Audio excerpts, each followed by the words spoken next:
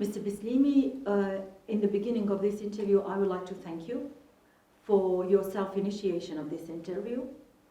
It's extremely important for the Serbian readership to get a direct chance to hear answers from you about the questions that they are also interested in. Actually, it's me that I have to thank you for accepting this invitation to have a joint interview together. It is my genuine interest to have a direct contact also to the readers of your portal so that they get first-hand information on the approach of this government, also on the issues that I cover in my mandate as the first Deputy Prime Minister. So thank you again. Welcome. It has been quite a challenge over the years for us as a media to get really information from various Kosovo official channels. Of course, there are exceptions, bright examples, but over the years, it's been quite difficult to get like a direct communication. Maybe it's a similar complaint that we get also from the Kosovar media. So it's not particular to a single minority or a single group of media, but sometimes media always will push for more openness, for more direct contact. For us, it's very important to find the right balance between doing things and talking about things, but always making sure that we find a way to be transparent. I hope that's how we will keep this interview till the end. What would you call this, what is happening in Brussels since late last autumn?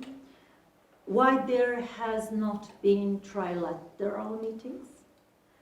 To me, it looks rather as a mediation than a dialogue. So why then go to Brussels if there are no direct meetings with the Serbian counterside?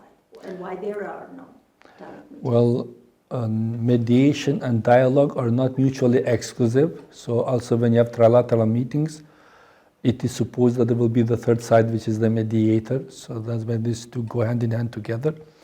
It's not quite correct to say that there was no trilateral meeting in Brussels during my mandate, but it is true that since end of September we have not had trilateral meetings.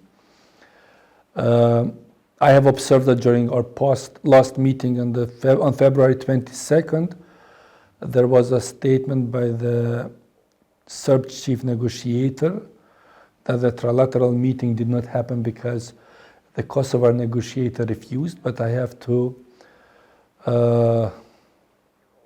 state that this does not represent the truth. When we were discussing ideas on how to harmonize a potential document on missing persons that will be signed by the heads of states in their next meeting, I insisted to have a trilateral meeting, but the response from the mediator was that there is no interest on the other side.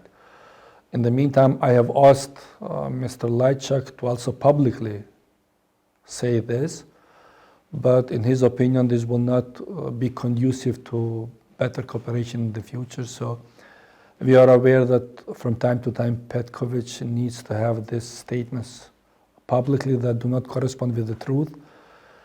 But these are things that he has to live with, not myself. But on our side, there was a willingness. However, if you read out the mandate of Mr. Lajčák as the EU Special Representative, it's clearly focused on two areas. The key involvement of Mr. Lajčák is to facilitate a comprehensive legally binding agreement between the parties. And for this, he has to work with both parties. This is only possible when you have trilateral meetings. The second mandate, which is as attachment, but not the key mandate, is to support sides on the implementation of the past agreements. So in this context, it is our interpretation that when dealing with the implementation of past agreements, it's not necessary that we need to have trilateral meetings because EU monitors this, EU assists us. So EU is our partner in implementing our part of the commitments. EU is also the implementation partner or assisting partner for Serbia. So that's why this segments of the discussions in Brussels that have to do with post agreements do not require a trilateral meeting.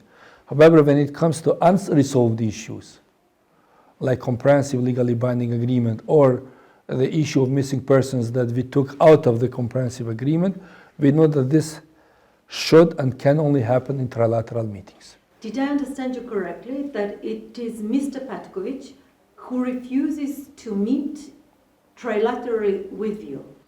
No, I said Mr. Petković refused to meet in the last meeting. Only in the last. Because if you say refuses, it means that Okay. it will also continue. I hope it will not. But you can also confirm this information in Brussels, that it was Mr. Petković that refused. I was informed that the Kosovo side, actually you personally, refuse also to have trilateral meetings over the series. Is that correct or not? No, it's not correct. The deadline for license plates is soon about to end. April 21st. April 21st, okay, because we initially calculated it was March, it's wrong. No, it's April 21st. Does it mean that there will be the requirements met by the expiration of the deadline, or do you think we might face 21st of April without solution still?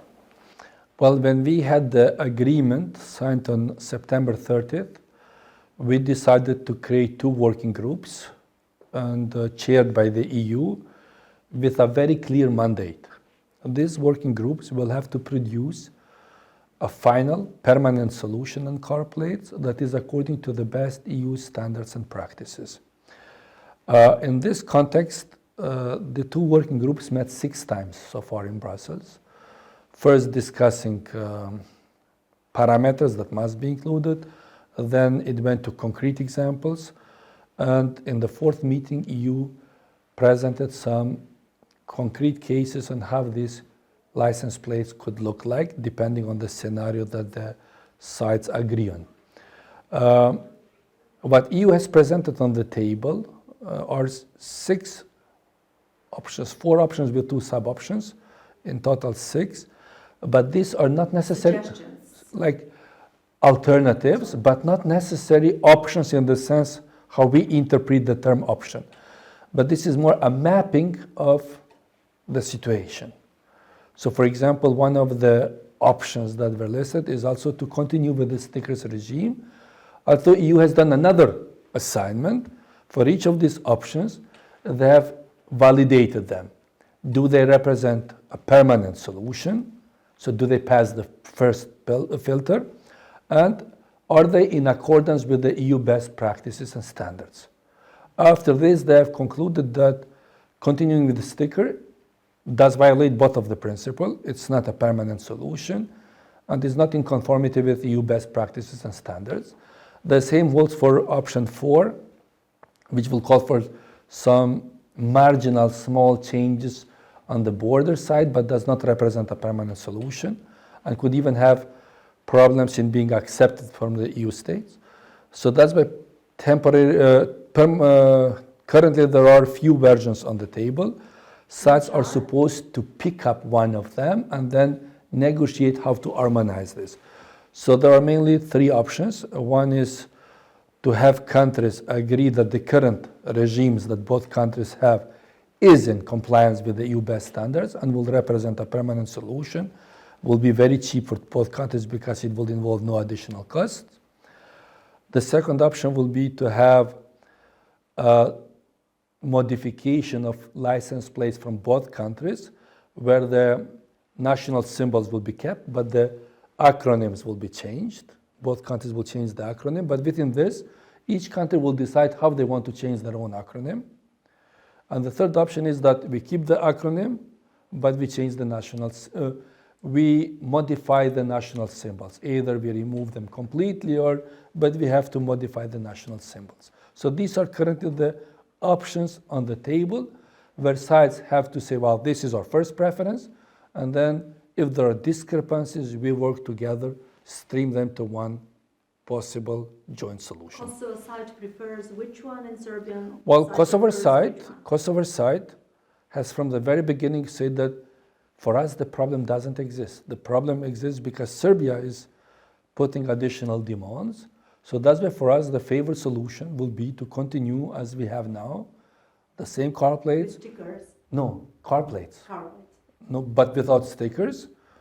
And we could have there a paragraph that we see in the agreement. This does not mean that Serbia recognizes Kosovo or Kosovo recognizes Serbia. You agreed to that? No. This is one of the options that could be said, that we say we don't use this to recognize each other because recognition should be part of the comprehensive agreement and the central part for us. And Serbia still refuses to give an option because they are still somehow enchanted with this stickers regime. They will want to see they how... want to stick to stickers. Regime. They want to stick to stickers. But knowing that they are obstructing the dialogue, because the assignment, the terms of reference are clear. Find a permanent solution. Find a solution that is in line with the EU best standards. Stickers do not meet any of these filters, so actually they don't represent a possible choice. They represent choices that are there, but not a possible choice. Why? And it's very important that if in the next two meetings, the next one is planned for, I think, the last week of March, and the other one the third week of April. If in these two meetings we don't have a solution, you will have to identify the obstructing side and qualify this party as the blocking party of the dialogue in total. Because if you are not able to make a compromise in such a small issue, it becomes increasingly difficult to find constructiveness and the idea of having in 1 week. What will happen with KM license plates, for instance? How willing you are to let them exist still? Because technically it's extremely important for the people in the north. Well, it was extremely important because other car plates could not travel free to Serbia. Otherwise, it's not that you develop a love to car plates. So that's why in that sense it's not important. You don't develop emotions. So it's simply a product like the bottle of water. You don't develop relationship with that product. The terms of reference, again, are very clear. Find a permanent solution that is in line with the EU best standards and practices. And I think Mr. Petkovic knows this in advance of signing the agreement on September 30th, that it was made clear to both sides that there is no country in Europe that issues car plates with the denominations of cities of another country.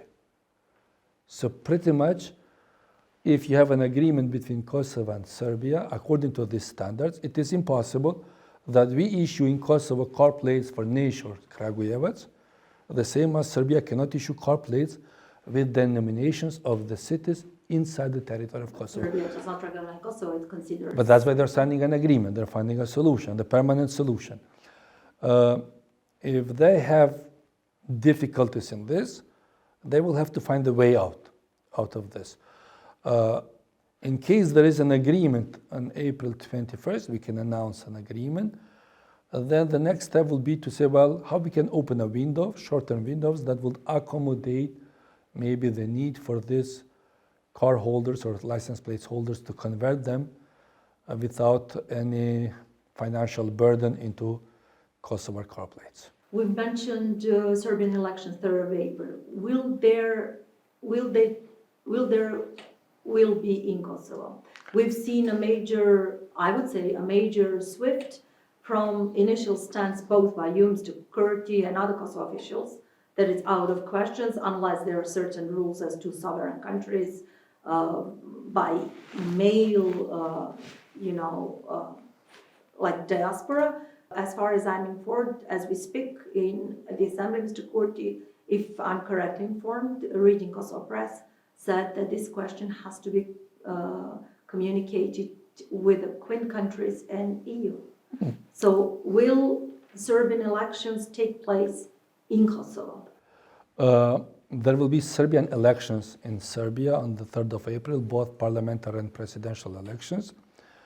Serbia has stated the intention to have also those elections in Kosovo. They have contacted the OSCE in Kosovo, which was the wrong way because there is an OSCE office in Serbia that has the counterpart, the government of Serbia. The OSCE in Kosovo has the counterpart, the government of Kosovo. But in this communication, they asked for OSCE to support them with a collection of ballots on the 3rd of April. Like the previous years? Well, I don't know how it was in the previous years, but collection of ballots, this term is not explicitly specified. What does it mean? But the response of our government was that there are practices in European countries where one country wants to organize elections for its citizens that have this double citizenship also outside the territory, and there are clear ways how this can happen. So it is not that the government of Kosovo wants to limit the right of citizens that are eligible to vote also in Serbia in any way, but we have to see that this is product of an agreement. This is how usually happens. There was an agreement already in 2012, like for the first time tested model, which worked quite well. If there was an agreement for that time, then they made a solution for that time. So you agree with me that there is an agreement needed. So because you don't sign an agreement for the next 20 years, but for the next elections. In this context, the government of Serbia is supposed to send an official request to the government of Kosovo asking for facilitation of such elections. It's not elections, because there will be no campaign and others, but only collection of ballots, as they say, in the territory of Kosovo. And in this process, Quint countries, and together with Mr. Lacek, have offered their support. In this context, Mr. Kurti said that he is in close contact with Quint countries trying to accommodate this, but are always under the specification that this agreement will guarantee the territorial integrity of Kosovo and the sovereignty of countries, and that the facilitation of such collection of ballots will be done as a result of an agreement between two countries. You know that Belgrade will not directly write Kosovo government? That's not true. So Belgrade has agreed to use the liaison office to send such requests. Liaison office. Yes. Via EU or This via... is no liaison office to liaison office. So this is like a new moment. Yes. Then the elections will take place. I don't know. If there is an agreement, it will take place. For us, it's no question that we want to make sure that we will never limit the right to vote of citizens that are eligible to vote on those elections, but always within the framework of the Constitution of Kosovo, under an agreement that clearly specifies the territorial integrity and clarifies that these elections are happening for citizens outside territory of Serbia that have the right to vote also for elections in Serbia. You know, Mr. Bisljimi, the previous elections did not violate Constitution of Kosovo in any of the way with this kind of new model of collection of the ballots on the ground. This is how it was arranged with EU, OSCE, Belgrade and Pristina, and the model that internationals described as a model that worked well over the years, and it in no way did violate the Constitution of Kosovo. Well, when governments make decisions, it is not smart to use as an argument that there was a tradition that worked well. Because not every tradition that works well is also a legal tradition. It's not actually the best one, probably. And that's why governments also change. Maybe one reason why we have another government is that people did not believe that that solution was the correct, maybe one of them. I'm not saying that this is the reason. For example, when we took office, we had the same issue with the medical drugs coming from Serbia. We observed two things. First, that this is happening unilaterally. Serbia is not allowing any medicines to go from Kosovo to be exported to Serbia. On the other side, there was no export of medicaments from Serbia to Kosovo, but all of them came legally as aid, but then sold in pharmacies. And then they said, okay, but there was an established practice. Yes, but it was a corruptive practice. You have to end it. Because if you import medicines and somebody else brings them as aid and then sells in pharmacy, that one will have unfair competitive advantage. Medicines is a huge question. I'm afraid we will not have that much. No, but just to strengthen my argument that having a post tradition does not mean that you have a good tradition and you should continue. And so far there is no decision of the Constitutional Court that says, oh, this practice is in line with the Constitution or is not in line. So whenever we say, well, an agreement that did not violate, it's a free interpretation that we attach to that fact. To translate what you tell me, am I wrong if I conclude that you actually would like, as a government, to further confirm sovereignty with this kind of way how you handle the elections? Not further. It's our job to continually, in every moment, act in accordance with the constitutional rules. We are obliged to do that. One on a more personal note, what just recently happened, why did you misinterpret to the public that the Council of Europe, Secretary General Björn Berg, as you wrote, tweeted, welcomed Kosovo's initiative to apply for membership in the Council of Europe? You would admit it has quite a different meaning from what you corrected later. We informed him. Well, for me, the most important element was that the meeting went very well. It was a long meeting, more than 1 hour, when we informed him, Deputy Secretary General, not the Secretary General, Deputy, on all the steps that we are undertaking on the economy, on the rule of law, on the management of pandemic, on public administration reform, diplomacy, and others, that would open us the window for the application. And we also provided a justification for the importance of this moment to send the application. And in the context of the discussion, then you have some free interpretation on how you believe that it was received on the other side.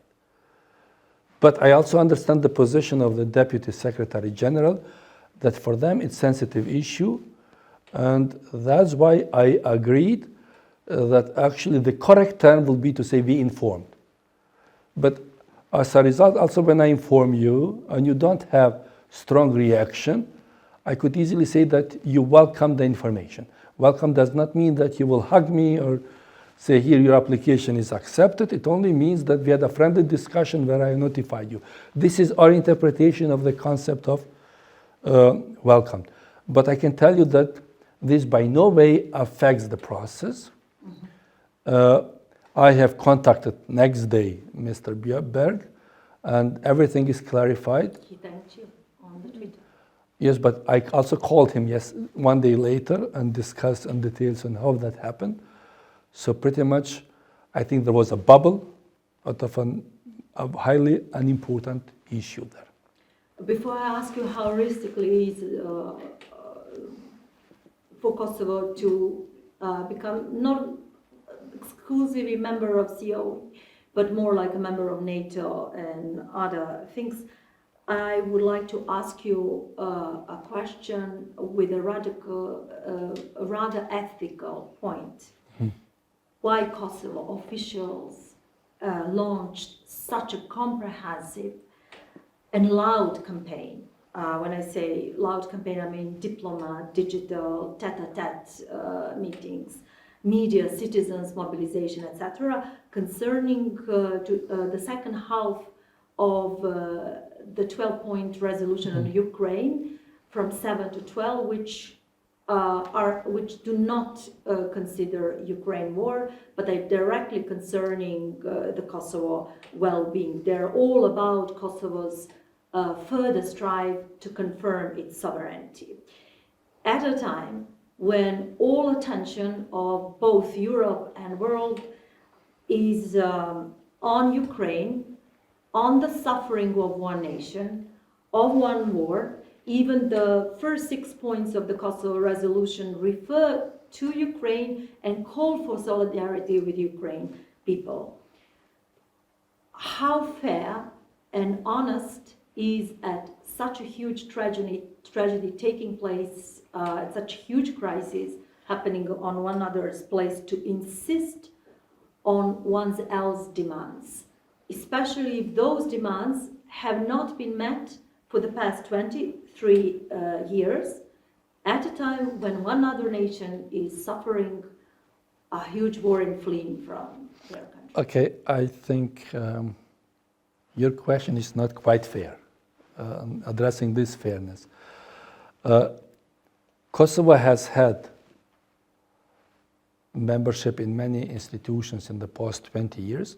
Any institution where we could not become part in the last 20 years is an obligation for us to work so that we achieve that membership in the following years. So we have never stopped trying to get closer to NATO, closer to Council of Europe. We are fighting for visa liberalization for 6 years now.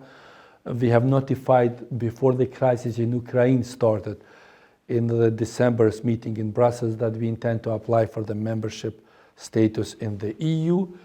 So in this context, these are priorities of the government that were even in our program when we applied for national elections of the 14th of February 2021. So it's not fair to connect these two. The first part. Sorry, it's Kosovo government to connect Ukraine and Kosovo. Yes. No, in your term that you say no because of this. So these are part of the program. And if you look at our strategic operational plan, you will see them, both of them, despite the fact that these plans are drafted before that. The first part of that resolution deals with the solidarization that we have with the people of Ukraine. We want to support them. We will want the war to stop as soon as possible. We want to receive refugees, help them. We receive some journalists. And I think putting yourself in line with the best EU values, it's an asset. We should be happy for that. And we should be proud. Now, then the other element is that this crisis is not contained there. So it means the potential for destabilization is huge. And the potential for destabilization will usually find two areas of interest. The first one will be countries around Ukraine if you exclude Belarus. And the second is the Western Balkans. So that's why, and it's not a position of the government of Kosovo, it's a position of everybody, including the EU, that the next potential source of destabilization is Western Balkans, and they point on three sources: Bosnia and Herzegovina, Montenegro, and Kosovo. This look like three different sources, but actually they are one, because all of them have one in common, have to do with the destabilization from Serbia. These three.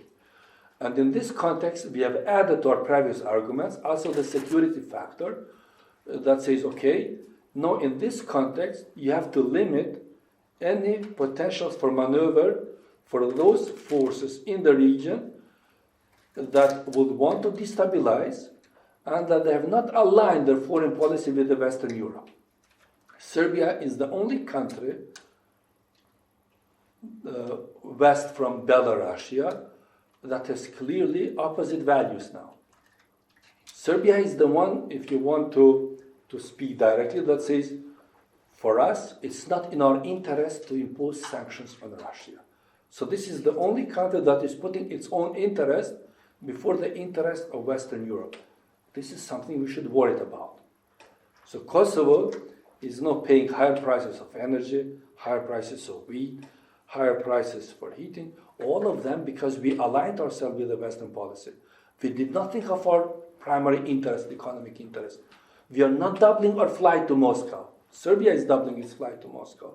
So if there is one country that wants to economically benefit from the crisis, that country is not Kosovo, it's not Macedonia, North Macedonia, it's not Montenegro, not Bosnia and Herzegovina. In this context, we are saying it's crucial now that we ensure that potential for destabilization remains a potential, but you eliminate the sources of destabilization. This can be 5 non-recognizers, because this is what gives strength to Serbia artificially in the dialogue. This has to be closer relationship with NATO, because the potential for destabilization is completely different if Serbia knows that it's dealing with a NATO member. That's why we said this is the right moment to be part of the Council of Europe. Kosovo is the only country in the Western Balkans that is not still part of Council of Europe. Council of Europe, even the name tells you that it includes Europe. So Council of Europe will never be a Council of Europe if there are still European countries outside it. It will only be completed when you have Kosovo. So in this context, you should evaluate the activities of my government. And as for the Council of Europe, the meetings in Strasbourg were because of the SAA agreement, Stabilization and Association. And because I was supposed to have the key speech, I tried to organize also additional meetings there where I could present my case. It will be a waste of time if I travel from here for 2 days to Strasbourg, and I don't use this time to meet counterparts. I met many MPs from Bulgaria, I met MP from Romania, from Poland, MPs from Slovenia, MPs from Croatia, Germany and others, and informed all of them on our intentions, achievements, reforms and results. And I think the stronger the integration of every country from the region towards EU becomes, the stronger are also prospects for peace and stability for all of us. When you are explaining that while in the context, also the context could provide a bit different side of the coin. That, for instance, Kosovo is heavily dependent upon international aid and Europe, which is a bit different. That is the story of 2001, 2002, not 2022. In comparison to Serbia, definitely Serbia is like a strongest regional country. So it's completely. This is not an argument to become a source of destabilization. Yeah, but just to explain about, providing the context that Serbia could be more independent in its policy to choose. Also, Serbian side has explained, at least that's what we received as media confirmation quite well. We got that feedback from a few international sources quite well, its position on Russia. The most important, it voted in General Assembly the resolution, and about the sanctions, this is also quite well explained, including the last statement of Serbian president who mentioned part of the sanctions. He used that term, that why he mentioned that they are part of the sanctions. There are also the dispute about the statutes and other things, but more importantly, I would really like to ask you about this identifying Serbia as a threat. On what basis did the Kosovo government and Kosovo officials come to the conclusion that Serbia, like a concrete basis, that Serbia is a threat to Kosovo? And is there a possibility, a real possibility of attack of Serbia on Kosovo, as was directly cried for days by Kosovo officials? With what concrete and new knowledge, and from what sources, which are apparently unknown to public, I would say both Serbian and Albanian, you based your information that there is a clear threat Serbia will attack on Kosovo? And just one last thing, also an ethical thing. If in a room there is like a bleeding person and you have a headache or at least a broken arm, are you taking care of yourself first, or you are just jumping to help the other person still? Okay, I understand your argument. First, I'm happy to hear that you are saying that Serbia is much more economically developed. That's why they're more independent in making those decisions. Because we have believed that the only reason why Serbia is not joining the sanctions towards Russia is because they don't feel independent. So they feel dependent from Russia. It's a result, their vote is a result of dependency.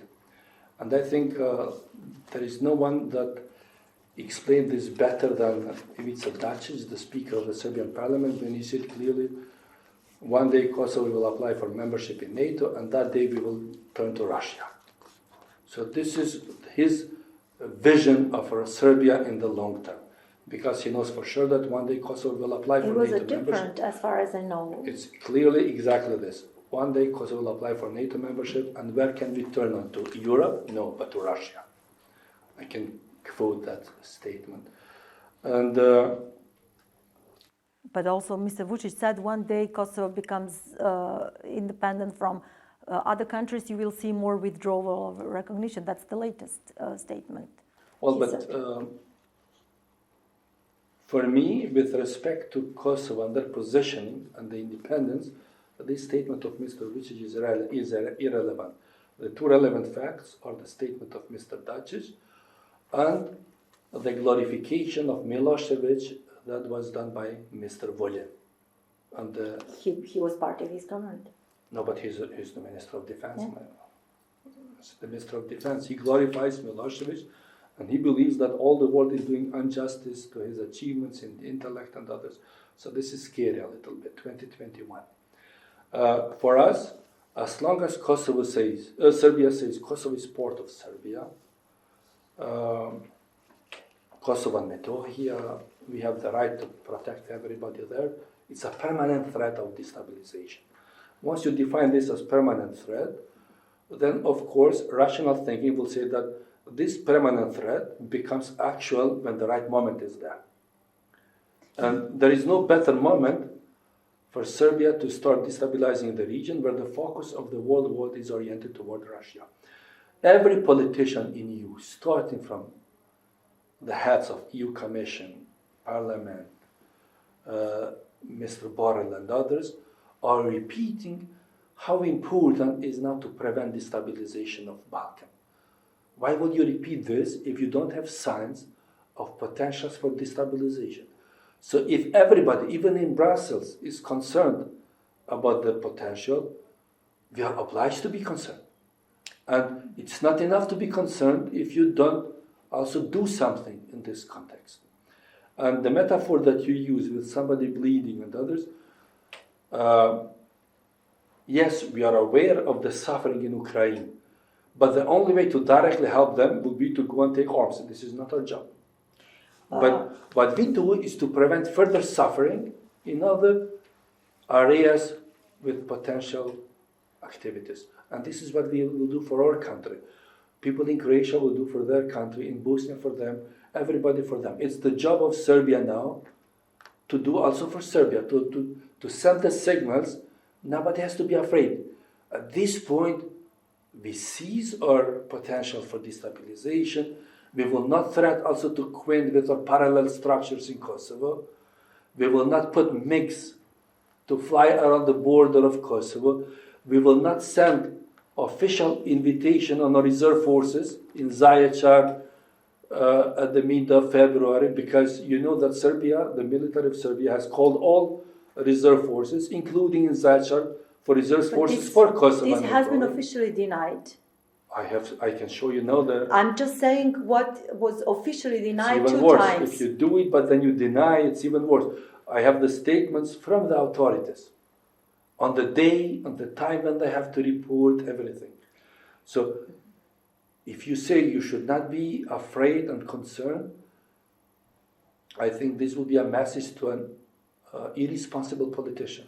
You know, Ms. Bisljimi, you mentioned scary. I have to tell you, I'm now a bit afraid, because you mentioned, when I asked you about the concrete sign of destabilization, you mentioned, you know, this Metohija as a sign of destabilization. I myself use that. Don't focus on that. No, just one little things. I myself use that term without really, as a completely organic, not as a, I know what is the narrative from Pristina. Or for instance, what to say you know, like my colleague, let's say Darko from Radio Goraždevac, in Oceanin Metohija part or Dukađini part, who uses on daily level the ancient terms without any kind of thinking that they are destabilizing Kosovo. This is a bit scary if this is like a clear sign of destabilization.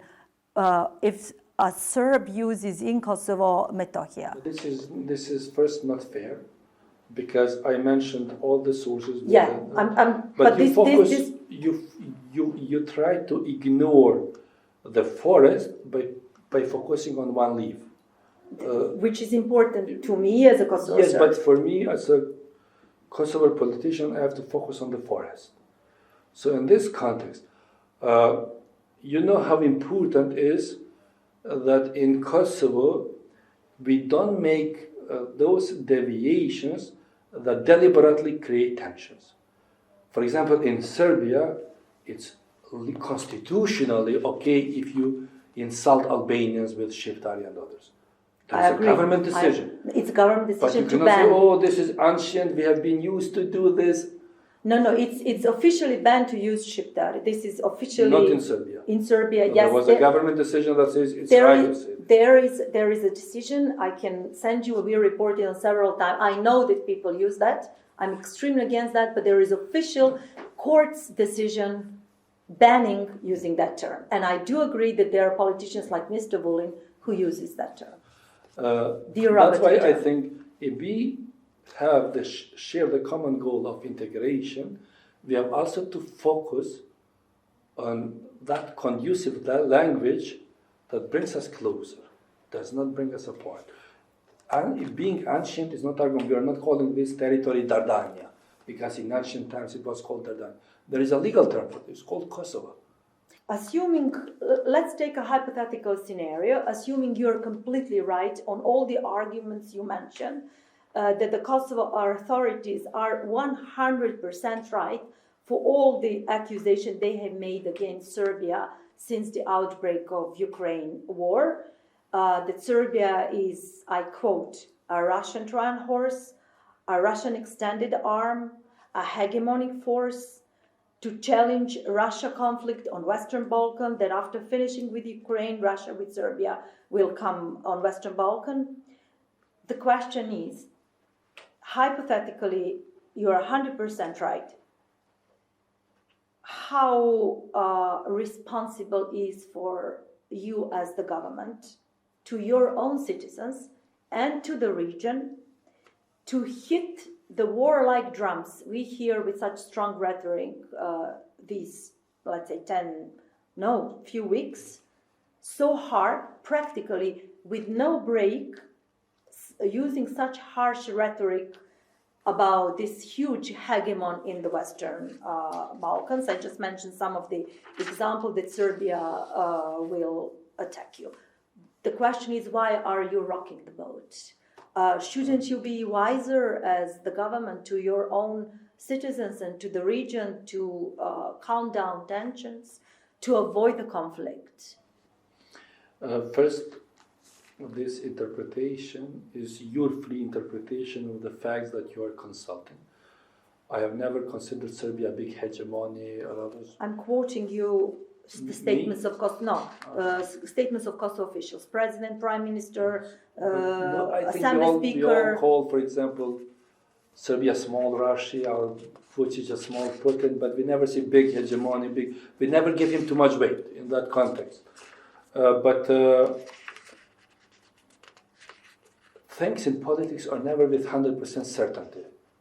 If scenarios have a potential of becoming the reality, you have to see how you confront that scenario. I think we have never told the population or to citizens there will be a war. We have said, well, we live in the Western Balkans.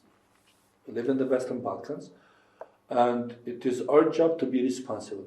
But we have never told our citizens, go and prepare for the war. We have never mobilized the reserve forces. We have never not increased the fund for KBS? The fund for KBS is a request that the Minister of Defense is negotiating with me and the Minister of Finance for 9 months now. But it happens now, and why shouldn't it be postponed for after Ukraine war? So next week also I will have to travel to Brussels, but don't link this to Ukraine. Not everything that happened. The first thing you learn as an economic student is post hoc ergo propter hoc fallacy. If things happen after something else, don't blame that something for this. because it might be for some other reasons. KBS is in the resolution on Ukraine. Well, because it was created, but when we created, there were 3 people involved in doing that. We didn't know that there would be a resolution on Ukraine. We didn't know that. Again, I am discussing this with Minister of Defense since June last year.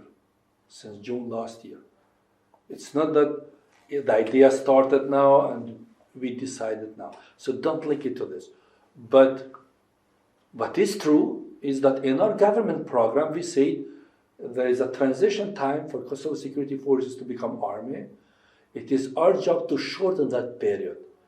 The only way to shorten that period is to increase military spending. Our military spending, and I agree with you that Serbia is a larger economy, but despite that is only 1.3% of the budget. Military spending in Serbia is 2.9% of their economy. Why is Serbia buying all these weapons? Probably not for Romania, not for Bulgaria, not for Hungary, because they're part of EU. So it will be irresponsible if you don't take precautionary measures, but without ever causing unnecessary tensions on the citizens. But government will have to work, make decisions, implement them, and make sure that at the end we are not the fools around that were never prepared. Why does the Kosovo government not feel safeguarded by NATO troops that have been deployed in Kosovo since 1999? For 23 years now, why doesn't it believe the assessment, the latest assessment of NATO officials and other international staff, including KFOR, Ms. Viola von Krammer, German ambassador these days, who said that the situation has been stable and peaceful and that no parallels should be made between Kosovo and Ukraine? We don't make parallels, Madam Lazarevic. We only say that there is a potential for destabilization. You will never find an official of KFOR that will say there is no potential for destabilization. It's something else, but they say in public. But last week, the general of KFOR went to Belgrade to discuss, probably not on car plates. But there are regular, you know that there are regular meetings with... This was not a regular. But the point is this. What KFOR is saying is that they don't see the risk for destabilization as high ranked, but they don't see there is no potential. There is a huge difference between these two options. But you use some intelligence information, we use some others, but it's not that we don't feel safe with NATO troops in Kosovo. We feel safe, but this does not mean that we should be lazy. Let us switch to Kosovo Serbs.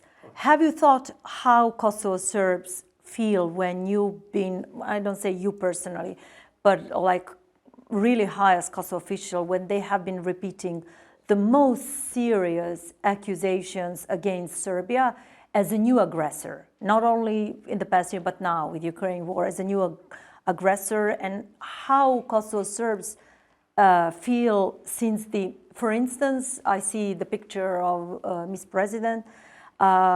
When she elected, she said that she would be the president to all people in Kosovo, all citizens in Kosovo. But ever since that happened, she doesn't miss a single opportunity whenever she talks of Serbia to say genocide, hegemon, Malayan influence of Serbia and Russia, to connect Serbia and Russia, rape, etc. She is, of course, joined by other officials, including the vast part of the government and the assembly. Or Kosovo officials are not interested in feelings of Kosovo Serbs, regardless if they're in the north or in the south. I understand your line of thinking. However, I can assure you that both the government and also the president feel themselves as the leadership of all citizens of Kosovo. But citizens of Kosovo, not citizens in Belgrade. So whenever Madam President or Prime Minister or somebody else makes a statement vis-a-vis Serbia, this is for citizens which they don't represent. We have never blamed the Serbian community in Kosovo for atrocities of 1999. We have never blamed the Kosovo citizens. So, but the Serb troops.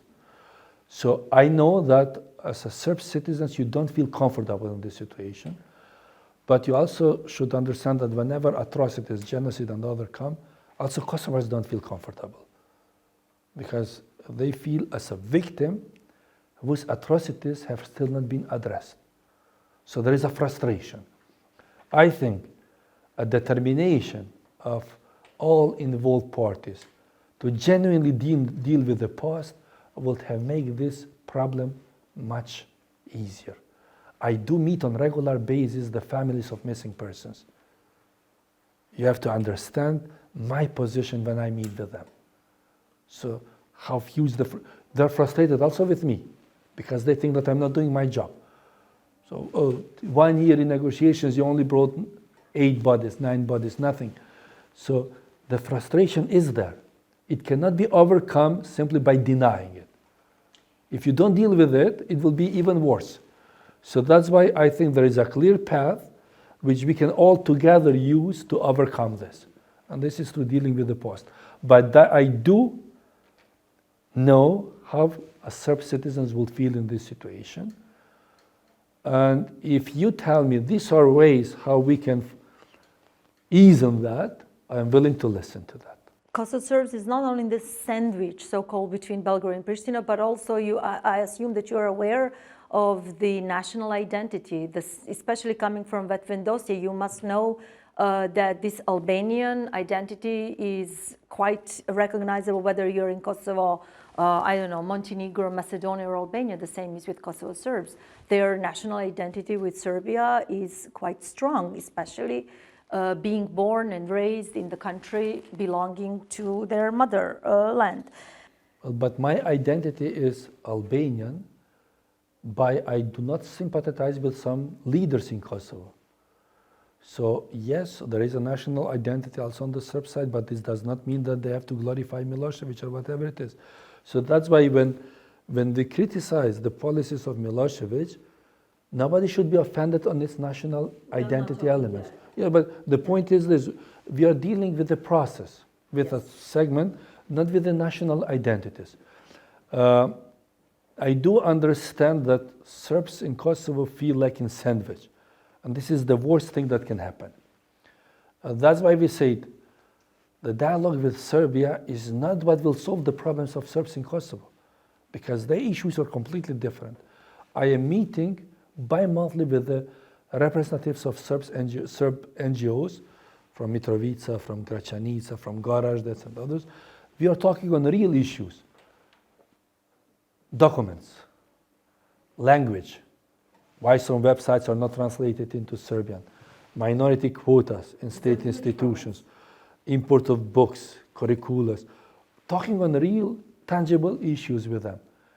The only issue is that the capacity of the Serb minority to present their case towards the institution has been undermined by Lista Srpska. So it's a big failure of democracy if you have 10 reserved places for democratic representation of citizens, and all these 10 places are occupied. You're a coalition partner. Yeah. No, they're not a coalition partner. But they are part of the government. Yes, but not a coalition partner. They are part of the government because Constitution requires them. I will want to have another party that really talks to me about the problems of Serbs in Kosovo as a coalition partner. You don't talk to Srpska Lista about the problems They don't of talk to Kosovo. us about the problems of Serbs. They talk about issues that Belgrade raises. What do they talk to you about? Goran Dragic has never come to meet with me. He's never come.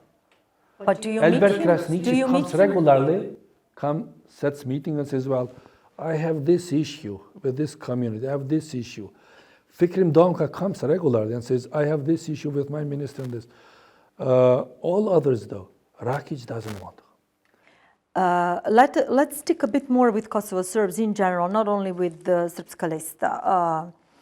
The diplomatic, let's say, incident, if that was incident with Mr. Berg that we mentioned in my free... There was no incident with Mr. Berg because the meeting with Mr. Berg was very good. the event about the interpretation of the words. This inaccurate transmission of what happened is not the only fact boosting that I've witnessed being in media over the years, especially the past year in Kosovo. Figures that we've been listening for months by highest Kosovo officials. Why does the Kosovo officials and institutions need to inflate the numbers? For instance, why to increase the numbers of already a huge tragedy of Kosovo Albanians in 90s? When I say to increase, why it is necessary to say that 1 million of Albanian was expelled or 1,000,005? Why to say that Serbia, I quote, Serbs killed over 12,000 civilians when we speak about the total number of total victims? Why to mention genocide all the time when not even a file was, when not even a SU was filed, let alone the verdict? So I could mention and list, the series of exaggeration of already huge tragedy. Well, again, the concept of exaggeration is subjective. What you see as and it's inaccurate, actually. Well, when we say 1 million, it cannot be accurate because accurate will have to be 935,655. 1,000,005. But when you round it, then you round it.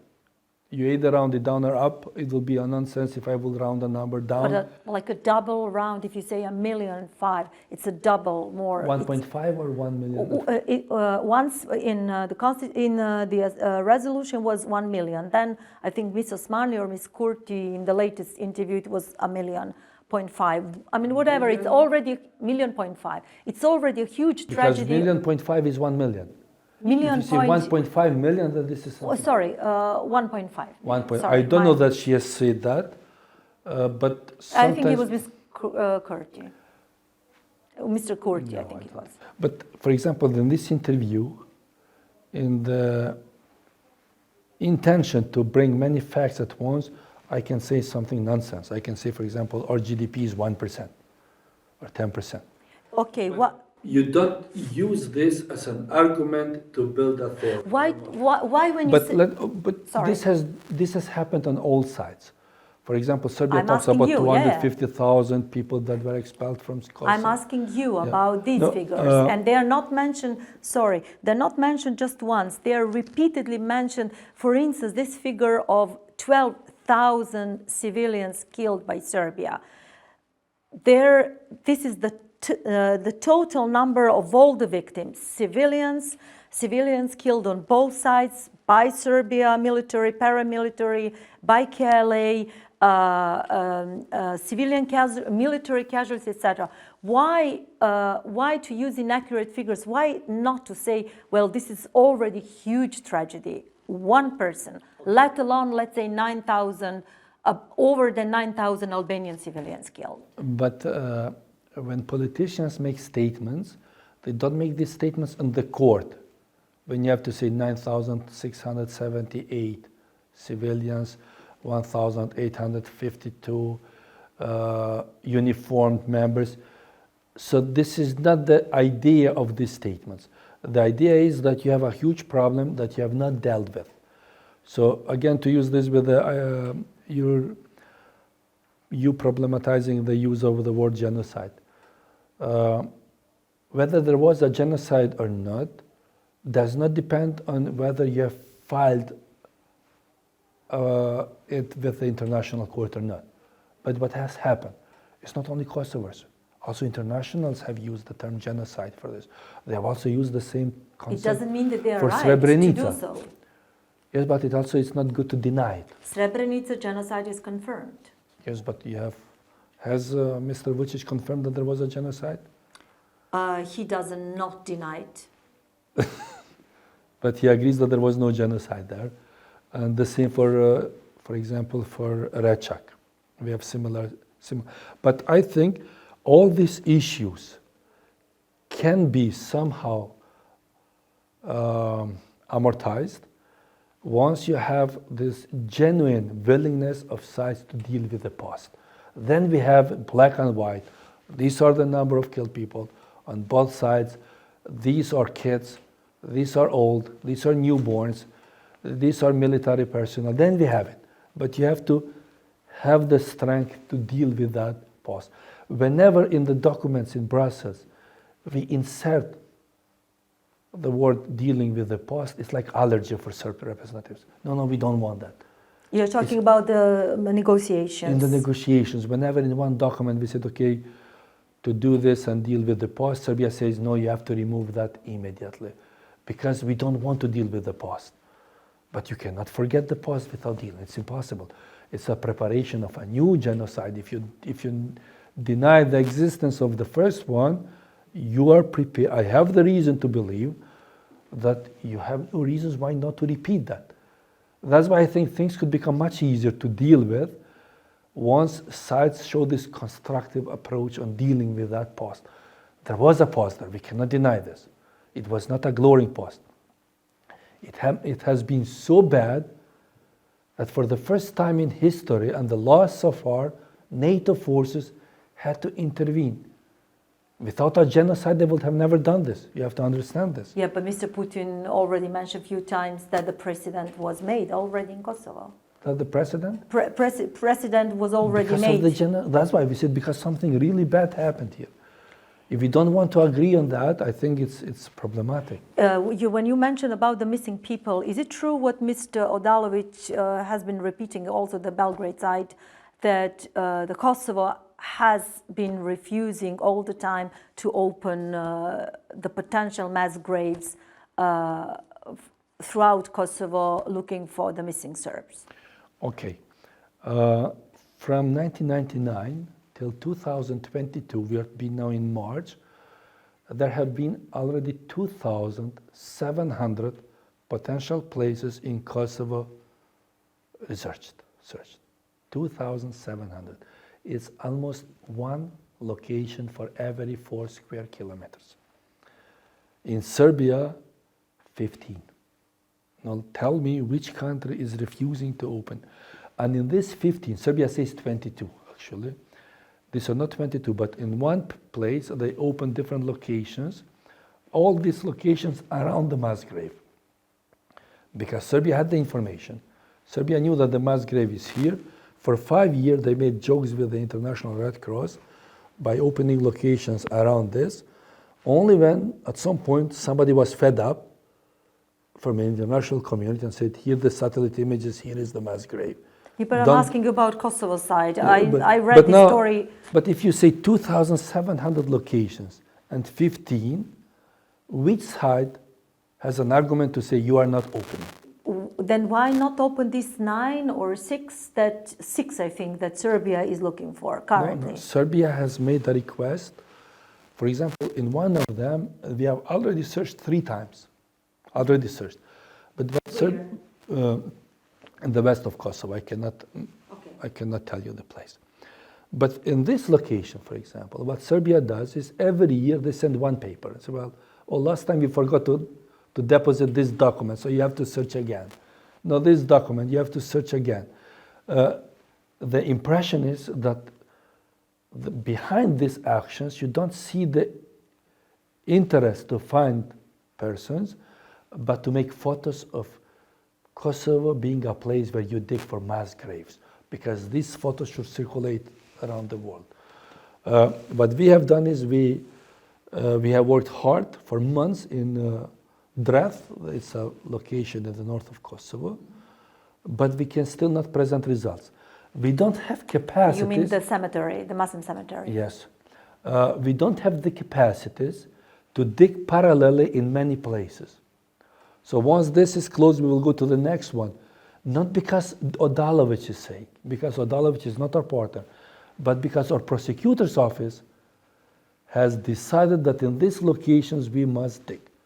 And we are implementing the decisions of our prosecutor's office, but one by one, because we don't have capacities. The last question, you mentioned, since we are talking about Belgrade and Serbia, the strategy of Kosovo government is mutual recognition. What would happen if at the end of the day, Serbia is right when it says we are not going to recognize Kosovo ever? Well, first, when Serb politician says we are never going to recognize Kosovo, everybody in EU considers this as a statement for internal political consumption in Serbia. Meaning what?